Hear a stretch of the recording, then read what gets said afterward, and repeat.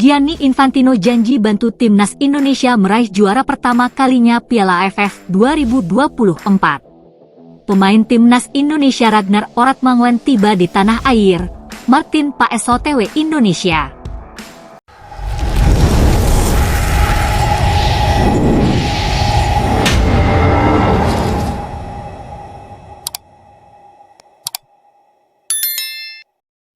Presiden FIFA Gianni Infantino pernah berjanji memasukkan turnamen Piala AFF ke dalam agenda FIFA. Apakah janji itu bakal direalisasikan Gianni Infantino di Piala AFF 2024, sekaligus membantu timnas Indonesia meraih gelar di ajang ini untuk pertama kalinya? Piala AFF 2024 akan digelar pada 23 November hingga 21 Desember 2024. Dalam drawing yang dilakukan kemarin, timnas Indonesia tergabung di grup B bersama Vietnam, Filipina, Myanmar dan Laos. Dalam kondisi normal alias full squad, timnas Indonesia diprediksi dapat mengalahkan lawan-lawannya sehingga keluar sebagai juara Piala AFF 2024. Namun, di Piala AFF 2024, timnas Indonesia tak bisa memanggil para pemainnya yang merumput di luar negeri. Penyebabnya karena Piala AFF 2024 tak masuk ke dalam agenda FIFA, sehingga Shin Tae-yong tak dapat memanggil para pemain yang merumput di luar negeri secara leluasa. Karena itu, banyak yang meragukan timnas Indonesia menjadi juara Piala AFF 2024 jika pemain yang turun hanyalah para pesepak bola yang merumput di Liga 1. Namun, janji pernah diembuskan Gianni Infantino. Kelar menyaksikan final Piala AFF 2022, Gianni Infantino berjanji akan memasukkan Piala AFF ke dalam kalender FIFA. Sejauh ini di Asia, hanya ada 2 turnamen yang masuk ke dalam kalender FIFA, yakni Piala Asia dan Piala Arab FIFA, yang mana diikuti tim-tim Asia Barat dan Afrika Barat. Piala AFF harus ditingkatkan menjadi turnamen resmi. Kami harus memastikan turnamen ini semakin berkembang, kata Gianni Infantino.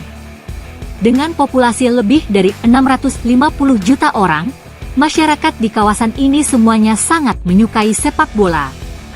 Selain itu, dalam 3 tahun terakhir, negara-negara Asia Tenggara semuanya tertarik dengan sepak bola, mencapai hasil yang baik di sepak bola pria dan wanita, lanjut pria yang beberapa berkunjung ke Indonesia ini. Jika Piala AFF resmi masuk ke dalam kalender FIFA, timnas Indonesia jelas diuntungkan. Sebab, Shin Tae-yong secara leluasa dapat memanggil para pemain andalannya yang merumput di luar negeri macam Jay Itzes, Hong Hae, Ragnar Oratmanguen, Justin Hubner, Marcelino Ferdinand dan lain-lain. Andai full squad, seperti yang sudah diutarakan di atas, sulit membendung timnas Indonesia agar tidak juara Piala AFF 2024. Jadi, apakah FIFA bakal membuat gebrakan demi memuluskan jalan timnas Indonesia juara Piala AFF 2024 sekaligus merengkuh trofi pertama di ajang? Pemain timnas Indonesia Ragnar Oratmanguen tiba di tanah air. Martin Paes dalam perjalanan OTW menuju Indonesia.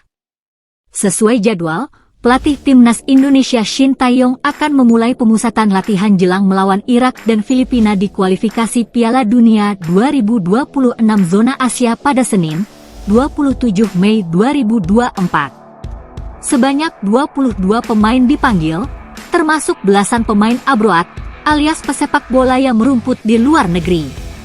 Shane Patinama menjadi pemain abroad pertama yang tiba di Indonesia.